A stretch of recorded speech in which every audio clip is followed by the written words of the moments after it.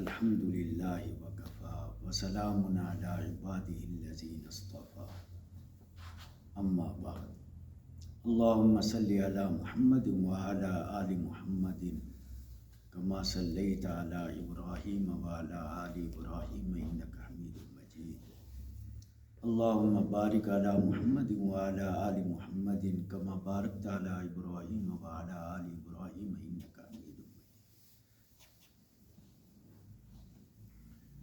امام رازی رحمۃ اللہ علیہ کی ایک بات مجھے اچانک یاد آ گئی۔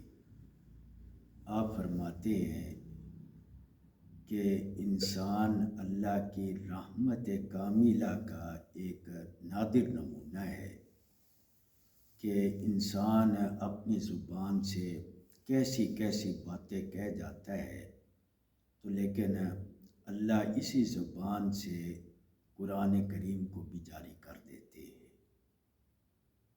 کہ انسان کی زبان کیسی غلیظ باتوں میں بھی استعمال ہو جاتی ہے، تو لیکن اللہ کی رحمت کا کمال دیکھو کہ اسی انسانی زبان سے کلام الہی بھی جاری ہو جاتا ہے۔ تو یہ بات میرے ذہن میں آئی تو میں حیران ہوں اللہ تعالیٰ کے اس انعام کی وجہ سے میں پانی پانی ہو رہا ہوں کہ اللہ تعالیٰ نے مجھے کتنی توفیق عطا فرمائی کہ حجت الاسلام الامام الکبیر حضرت مولانا قاسم نانوتوی کی ایک کتاب آپ کی خدمت میں پیش کر سکا، تو میری زبان سے حضرت کے علوم بیان ہوئے۔ اللہ کا لاکھ لاکھ شکر ہے، دعا ہے کہ اللہ تعالیٰ اس کو اپنی بارگاہ میں قبول فرمائے۔ تو آج ہم ایک دوسری کتاب حضرت کی آپ کی خدمت میں پیش کرنے جا رہے ہیں، گفتگو مذہبی یا میلہ خدا شناسی۔ دو نام ہیں اس کتاب کے، غالباً ایک نام تاریخی ہے۔ تو یہ کتاب اس لحاظ سے نہایت اہم ہے کہ پہلے جو کتاب آپ کی خدمت میں پیش کی گئی حجت الاسلام، وہ دراصل اسی مجلس میں اسی میلے میں پڑھنے کے لیے ہی آپ نے گویا کہ ایک مقالہ لکھا تھا جو اس مجلس میں پڑھا جانے والا تھا۔ پھر اس میں جو آپ نے خطبات فرمائے تو اس میں حجت الاسلامی کے بعض چیزیں تلخیص کے ساتھ آ گئی ہیں، کچھ تفصیل بھی ہے اور کچھ ایک دو پوائنٹ اضافی بھی آ گئے ہیں۔ تو اس لیے دونوں کتابوں کا باہمی ربط کافی ہے، تو اس لیے امید ہے کہ اس کو بھی آپ پسند فرمائیں گے۔ حضرات محترم، حضرت کی تصنیفات، حضرت مولانا سعید احمد پالن پوری نے رحمۃ اللہ الواسعہ شرح حجت اللہ البالغہ میں حضرت امام الکبیر نانوتوی کا ایک ارشاد نقل کیا ہے۔ آپ فرماتے تھے کہ شیخ اکبر ابن العربی اور حضرت مجدد الفسانی اور امام الہند حضرت شاہ ولی اللہ، تو جو شخص ان کی تصانیف سے شغف رکھے اور اپنے معمول میں ان کی کتابوں کو رکھے تو وہ جتنا بھی غبی ہو ایک دن ذہین اور متباہر عالم ہو جائے گا۔ تو حضرت شیخ الہند قدس سرہ، جو حضرت نانوتوی کے اہم شاگردوں میں بلکہ حضرت کے علوم کے صحیح امین ہیں، تو آپ فرماتے کہ میں اس میں حضرت امام الکبیر حجت الاسلام حضرت مولانا قاسم نانوتوی کی کتابوں کا بھی اضافہ کرتا ہوں۔ تو اب حضرت شیخ الہند کا ملفوظ اس طرح ہو گیا کہ شیخ اکبر، امام ربانی اور امام الہند اور حجت الاسلام، یہ چار شخصیات کی تصانیف ایسی ہیں کہ ان کا مطالعہ انسان کو نہ صرف ذہین بلکہ متباہر عالم بنا دیتا ہے۔ تو اللہ سبحانہ و تعالی ہمارے حق میں حضرت شیخ الہند کی یہ بات اس کا ہمیں ایک نمونہ بنا دے۔ اللہ ان کی برکات سے ہمیں بھی ذہانت اور علم صحیح عطا فرمائے۔ جیسے میں نے حجت الاسلام کے تعارف میں بھی آپ کی خدمت میں عرض کیا تھا کہ حضرت کی تصانیف میں عیسائیت، ہندوؤں کا رد بھی ہے اور جدید فلسفوں کا بھی آپ نے رد فرمایا ہے۔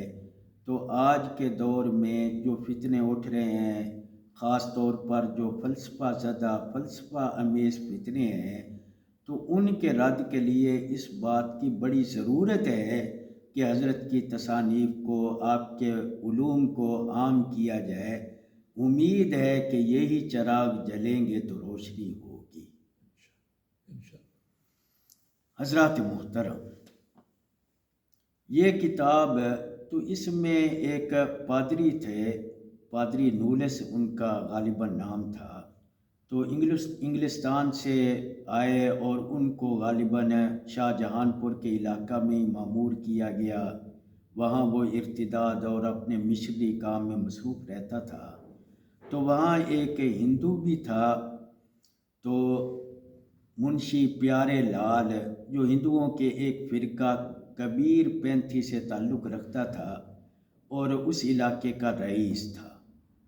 تو ان دونوں نے مل کر ایک میلے کا انعقاد کیا اور اس میں تمام اہل مذاہب کو انہوں نے دعوت دی کہ آ کر اپنے مذاہب کی حقانیت کو بیان کرے۔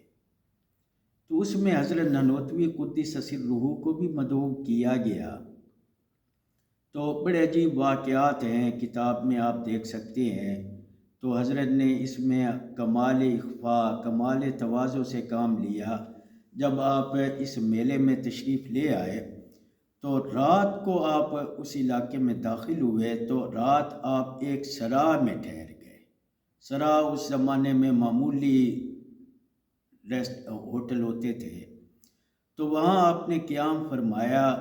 تو لیکن لوگوں کو جب معلوم ہوا تو رات کو ہی آ کر وہاں سرا سے آپ کو لے گئے۔ تو بہرحال جو لال اور گوہر ہوں وہ اپنے آپ کو جتنا بھی چھپائیں وہ چھپ نہیں سکتے۔ تو اس میلے میں ہندوؤں نے بھی گفتگو کی، اور پہلے دن تو اس میں حضرت کے ساتھ اپنے تلامذہ مولانا رحیم اللہ بجنوری، شیخ الہند فخر الحسن گنگوئی، یہ حضرات تھے، اور اسی طرح امام فن مناظرہ حضرت مولانا ابو المنصور، اور ان کے ساتھ حضرت مولانا احمد علی نگینوی، اور اس علاقے کے ایک معروف عالم مولانا نعمان کندھاری، تو یہ حضرات بھی تھے۔ تو پہلے دن تو سب حضرات نے گفتگو میں حصہ لیا۔ مولانا ابو المنصور نے، امام فن اہل مناظرہ نے، مولانا احمد علی نگینوی نے، دوسرے حضرات نے بھی اس گفتگو میں حصہ لیا۔ تفصیل ابھی آپ کے سامنے رکھتے ہیں۔ لیکن دوسرے دن حضرت نانوتوی نے وہاں خطاب فرمایا۔ تو حضرت نانوتوی نے جب خطاب فرمایا تو سارے لوگ انگشت بدندہ تھے، ہندو حیران تھے، عیسائی حیران تھے۔ مجلس کے اس آپ کے خطاب کے آخر میں خود عیسائی پادریوں کی زبان پر بھی تھا کہ آج ہم مغلوب ہو گئے، اور پادری نولس نے کہا کہ یہ کوئی مولوی تو نہیں، یہ تو کوئی مولوی صوفی ہے۔ اور ہندوؤں نے بھی عجیب و غریب تاثرات کے اظہار کیے۔ تو یعنی یہ ایک کتاب ہے، اس میں جو آپ کی تقریریں ہیں، تو اس میں اسلام کی حقانیت ایسے واضح ہوئی کہ تمام مذاہب میں اسلام کا حق ہونا، اسلام کا بول بالا ہوا۔ تو اس میں سب سے پہلے ہندوؤں کی طرف سے ایک صاحب نے گفتگو کی، تو اس نے کہا کہ جو ان کے پینتھ اور فرقے کا بانی تھا میاں کبیر، اس کا ذکر کیا کہ کنول میں پیدا ہوئے، اور اس پینتھ میں یعنی ہمارے فرقے میں سوتے جاگتے ذکر خدا رہتا ہے۔ تو اس پر مولانا نعمان کندھاری نے ان سے پوچھا کہ کنول کا کیا مطلب ہوتا ہے؟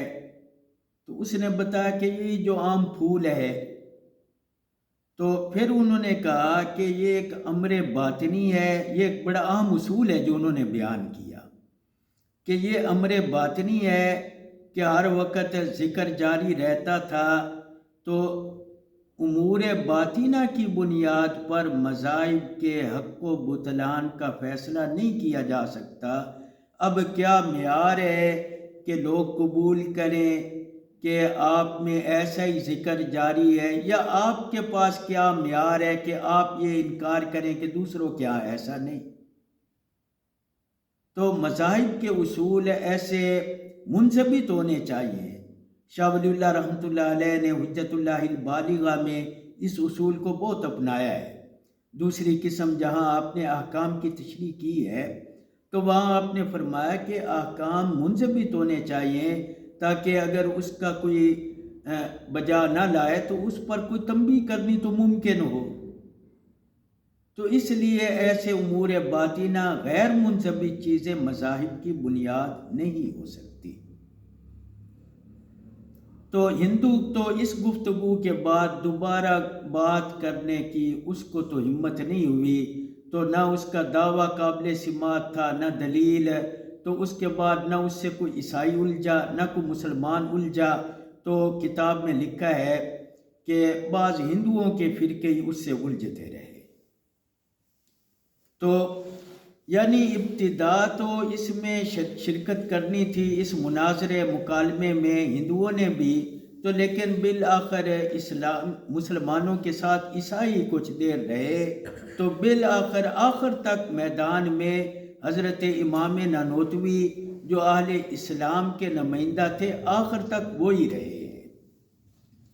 پھر پادری نولس بڑھے اور انہوں نے ایک اصول بیان کیا۔ پہلے کہا کہ اللہ ایک ہے اور اللہ کا دین بھی ایک ہونا چاہیے، تو لہذا دین کی اشاعت اور اس کے احکام ہر آدمی تک پہنچنے چاہیے، کیونکہ بادشاہوں کے احکام پوری قلم رو میں پہنچائے جاتے ہیں۔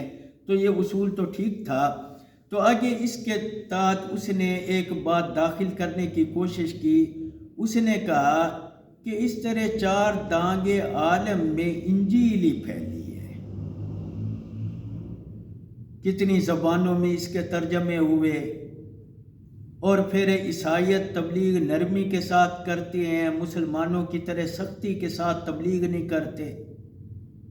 تو جب اس نے یہ بات کہی کہ یعنی اس کا بنیادی نقطہ یہ ہے کہ انجیل چونکہ پوری دنیا میں کثیر ترجموں کے ساتھ پھیل رہی ہے، تو اس لیے عیسائی ایک عالمی اور صحیح مذہب ہے۔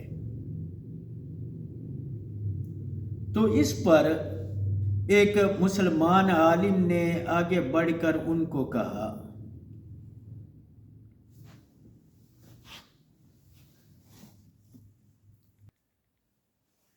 تو مولانا نعمان خان قندھاری جو اپنے آپ کو وکیل سرکار ابد قرار محمد الرسول اللہ صلی اللہ علیہ وسلم کہتے تھے، ان کی مور میں بھی یہی کندہ تھا، لکھا ہوا تھا، اور اہل کتاب کے رد و مناظرہ میں بہت سرگرم تھے۔ تو انہوں نے آگے بڑھ کر کہا، ایک تو انہوں نے کچھ عیسائی پادریوں کا حوالہ دیا کہ وہ مسلمان ہو کر اب امریکہ جا کر اسلام کی تبلیغ کر رہے ہیں۔ تو جس طرح تم کہتے ہو کہ عیسائیت کی تبلیغ پورے عالم میں ہو رہی ہے، تو دیکھو کہ امریکہ تک تو اسلام کی آواز بھی پہنچ رہی ہے۔ پھر انہوں نے ایک مورخ ٹوبیلی کا حوالہ دیا اور کہا کہ اس نے لکھا ہے کہ فلاں واقعہ میں اصل انجیل تو گم ہو گئی تھی۔ تو اب جو تم کہتے ہو کہ تراجم چونکہ کثیر موجود ہیں، تو پہلے یہ بات تو ثابت کرو کہ وہ تراجم انجیلی کے ہیں۔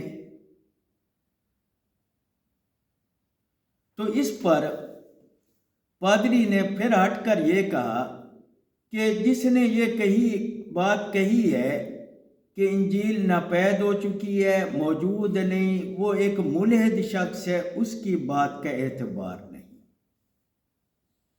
تو حضرت نانوتوی نے آگے بڑھ کر یہ بات فرمائی کہ چلو اگر آپ نہیں مانتے کہ انجیل ناپید ہو گئی ہے تو غایت ما فی الباب یہ اعتراض آپ پر نہیں ہو سکتا۔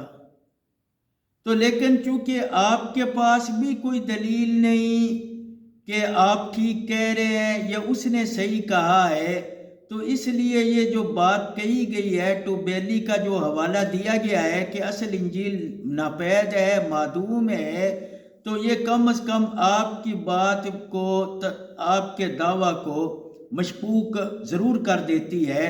تو اس سے آپ قطعیت کے ساتھ دعویٰ نہیں کر سکتے، ایک احتمال تو یہ بھی آ گیا۔ تو دیکھیں، بنیادی طور پر نولس نے یہ کہا کہ چونکہ عیسائیت پورے عالم میں پھیل رہی ہے، تراجم بکثرت شائع ہو چکے ہیں، تو اس کا جواب دیا گیا نعمان خان قندھاری کی جانب سے کہ جب اصل موجود ہی نہیں ہے تو پھر تراجم کثیر بھی ہوں، لیکن یہ تو واضح کرو کہ وہ تراجم ہیں کس چیز کے۔ تو اس پر اس نے اعتراض کیا کہ وہ ایک ملحد تھا۔ تو حضرت امام نانوتوی نے اس کے جواب میں کہا کہ کچھ بھی ہو، غایت ما فی الباب اعتراض یہ تجھ پر تو نہیں ہو سکتا، لیکن تیرے دعوے میں تردد ضرور پیدا کرے گا۔ تو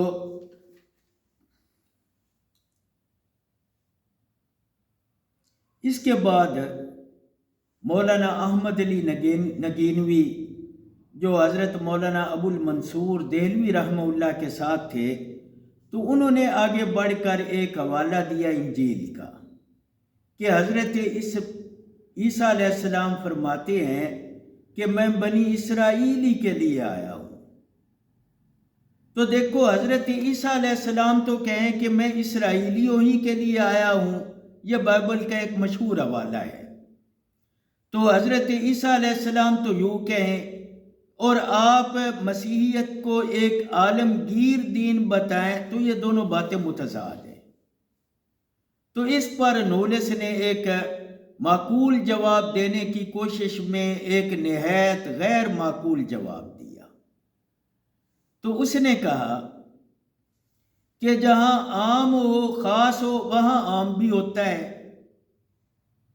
تو اپنی لاٹھی کی طرف اشارہ کر کے کہنے لگا دیکھو یہ لکڑی بھی ہے اور لاٹھی بھی ہے، تو عام میں خاص کا وجود ہے، خاص میں عام کا۔ تو دیکھیں، اگر حضرت عیسیٰ علیہ السلام بنی اسرائیل کے لیے ہیں تو اس میں عام کا بھی وجود ہوگا۔ تو اس پر مولانا نے دوسرا جواب دیا، انہوں نے کہا کہ عام اور خاص میں وجودی تلازم ہے، تو لیکن احکام عام و خاص کے ایک جیسے نہیں ہیں۔ تو یہ بات آپ نے ٹھیک کہی ہے، تو لیکن اس سے صرف وجودی تلازم ثابت ہوتا ہے، تو لیکن عام و خاص کے احکام جدا جدا ہوتے ہیں۔ تو مثلا آپ دیکھیں کہ زید ہے تو اس میں انسان ہونا بھی ہے، تو لیکن کیا زید کے وہی احکام ہیں جو انسان کے ہیں؟ عام کے احکام اور ہیں، خاص کے اور ہیں۔ تو مثلا انسان کے افراد میں کوئی ہندو ہے، کوئی عیسائی ہے، کوئی یہودی ہے، کوئی مسلمان ہے، تو دیکھو کہ خواص میں تو یہ امور پائے جا رہے ہیں انسان کے افراد میں۔ تو مثلا دیکھیں، اگر کوئی انسان کا خاص فرد مسلمان ہے تو کیا اس کا نتیجہ یہ ہے کہ سارے ہی انسان مسلمان ہیں؟ تو معلوم ہوا کہ عام اور خاص میں وجودی تلازم ہے لیکن احکام مختلف ہیں۔ تو لہٰذا اب یہ دیکھیں کہ نبوت کا عالمگیر ہونا یا خاص بنی اسرائیلی کے لیے ہونا، تو ان میں وجودی تلازم ہے یا احکام اور نتائج کے لحاظ سے فرق ہونا چاہیے۔ تو لہٰذا جب یہ اس کا تعلق محض وجودیت سے نہیں بلکہ اس پر نتائج و احکام متفرع ہونے چاہیے، تو لہٰذا پادری صاحب کیسے کہتے ہیں کہ اگر حضرت عیسیٰ علیہ السلام اسرائیلیوں ہی کے لیے آئے ہیں تو اس کے لوازم میں سے ہے کہ وہ پورے عالم کے لیے ہوں۔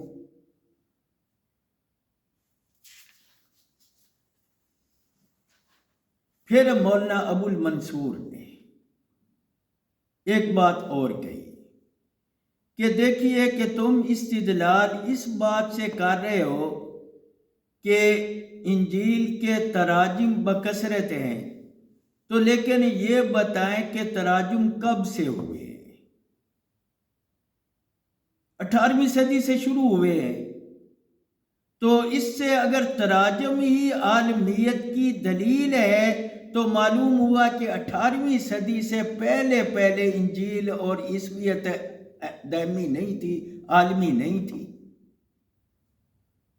اب اس پر پادری نولت صاحب نے بس اتنا ہی کہا کہ ہاں تراجم تو 18ویں صدی میں ہوئے ہیں، تو اب یہ کیا جواب ہوا؟ یہ جواب ہے یا اعتراض کو تسلیم کرنا ہے؟ اعتراض کو تسلیم۔ پھر حضرت مولانا ابو المنصور نے ایک بات اور کہی کہ تم جو کہتے ہو کہ عیسائیت کی اشاعت ایسے کہ انجیل اتنی شائع ہوئی ہے، اتنے تراجم ہوئے ہیں، تو مجھے آپ بتائیں کہ انجیل کی یہ اشاعت جسمانی ہے یا روحانی؟ عیسویت کی یہ اشاعت جسمانی ہے یا روحانی؟ تو اگر آپ کہیں کہ یہ جسمانی اشاعت ہے تو لیکن دین عیسویت میں تو جسمانی احکام تو ہے ہی نہیں۔ جیسے ہمارے دوست اور ہمارے بھائی مولانا ابو ذر صاحب ابھی کہہ رہے تھے کہ حضرت عیسیٰ علیہ السلام کی زندگی مجرد ہے، آپ کی زندگی میں جہاد نہیں، حکومت نہیں، بین الاقوامی رابطے نہیں، تو اب حضرت عیسیٰ علیہ السلام کے دین میں گھریلو زندگی کے جہاد اور سیاسی امور، ریاستی امور کے احکام ہم کہاں سے دریافت کریں؟ تو عیسائیت میں عیسوی احکام تو ہیں، جسمانی احکام تو ہے ہی نہیں، بس بپتسمہ ہے، چند غلط سلط عقائد ہیں، اور یہ عید کو کیا کہتے ہیں، ایسٹر وغیرہ، یہ چند رسمیں ہیں، اور اس کے علاوہ کیا ہے؟ تو معلوم ہوا کہ جسمانی اشاعت تو نہیں۔ اگر روحانی ہے تو پھر عیسائیوں میں حضرت عیسیٰ جیسے کمالات ظاہر ہونے ضروری ہے، تو لیکن کسی عیسائی میں کوئی عیسوی کمال نہیں پایا جاتا، پھر اشاعت ہوئی تو کیا ہوئی؟ تو پھر ذرا دیکھیں کہ عیسائی پادری نے سب سے پہلی یہ بات کہی کہ چونکہ انجیل کی اشاعت بکثرت ہو رہی ہے تو اشاعت کی یہ کثرت اس بات کی دلیل ہے کہ مسیحیت ایک عالمی دین ہے۔ تو اس پر پہلا اعتراض یہ اٹھایا گیا کہ دکھائیں کہ اصل انجیل کہاں ہے، کس کے یہ ترجمے ہیں، تو جب اصل ثابت نہیں تو فرع کیسے ثابت ہو سکے گی؟ تو لہٰذا یہ تمہاری بات بالکل توجہ کے قابل نہیں کہ انجیل کے تراجم بکثرت ہو چکے۔ اور اسی پر پھر ایک اور اعتراض کیا گیا کہ عیسویت عالمی دین کیسے ہو سکتا ہے جبکہ حضرت عیسیٰ علیہ السلام خود ارشاد فرماتے ہیں کہ میں صرف اسرائیلیوں ہی کے لیے آیا ہوں۔ تو اس پر اس نے ایک غیر معقول، اپنے سامنے معقول جواب دیتے ہوئے یہ کہا کہ جہاں خاص و عام بھی ہوتا ہے۔ تو اس کے جواب میں مسلم زعماء نے یہ کہا کہ تلازم وجودی تو ہے خاص اور عام میں، لیکن احکام مختلف ہیں۔ تو مثلاً انسان جہاں زید ہو وہاں انسان بھی ہے، تو مانا کہ عام، خاص اور عام میں وجودی تلازم ہے، تو لیکن کیا جو زید کا حکم ہے کیا عام انسان کا بھی وہی حکم ہے؟ مثلاً زید مسلمان ہے تو کیا پوری نوع انسانیت کو مسلمان کہو گے؟ اور ایک بات اسی پر حضرت مولانا ابو المنصور نے کہی کہ انجیل کی بکثرت اشاعت ہی اگر عالمی اور حقانیت کی دلیل ہے تو تراجم تو شروع ہو رہے ہیں 18ویں صدی سے، تو کیا اس سے پہلے دین عیسوی حق یا عالمی دین نہیں تھا؟ تو اس پر بھی پادری نولے سے انتہائی سٹ پٹائے، اور ایک بات انہوں نے یہ کہی کہ ہمیں بتایا جائے کہ اشاعت انجیل جسمانی ہے یا روحانی۔ تو اشاعت جسمانی ہے تو اس کا تو ہمیں عیسائیت میں کوئی نام و نشان نہیں ملتا کہ عیسائیوں میں کوئی جسمانی احکام ہوں، اعمال ہوں، ہیں تو دکھاؤ۔ روحانی ہے تو پھر ہمیں عیسائیت میں حضرت عیسیٰ جیسے کمالات دکھائے جائیں۔ تو جب جسمانی احکام نہیں ہیں، روحانی کمالات نہیں ہیں، تو معلوم ہوا کہ مسیح عیسویت کی اشاعت نہیں۔ تو اس سے پھر یہ بات سمجھ آ گئی کہ مولانا نعمان نے قندھاری نے یہ بھی کہا تھا کہ دیکھو قرآن پاک ہر جگہ سمجھنے والے بھی موجود ہیں، سمجھانے والے بھی موجود ہیں، اشاعت تو اس کو کہتے ہیں، انجیل کو سمجھنے والے سمجھانے والے کہاں موجود ہیں؟ تو حضرت نے اس گفتگو میں ایک بات ارشاد فرمائی تھی، تو اگر آپ غور کریں تو جامع ترین نقطہ اور صحیح گرفت وہی ہے جو حضرت نے فرمائی۔ تو مولانا نعمان نے ایک حوالہ دیا کہ مورخ طبیلی کہتے ہیں کہ ایک واقعہ میں انجیل تو معدوم ہو گئی تھی، تو اس پر اس نے کہا کہ وہ ایک ملحد آدمی تھا۔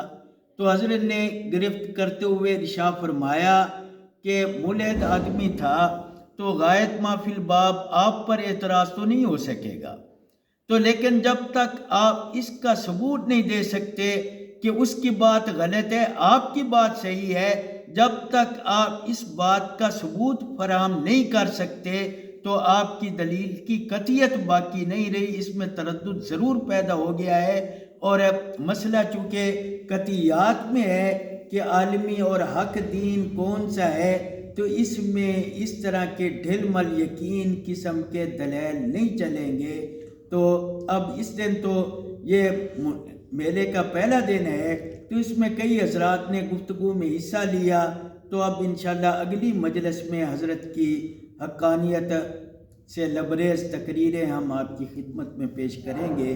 وما علینا الا البلاغ۔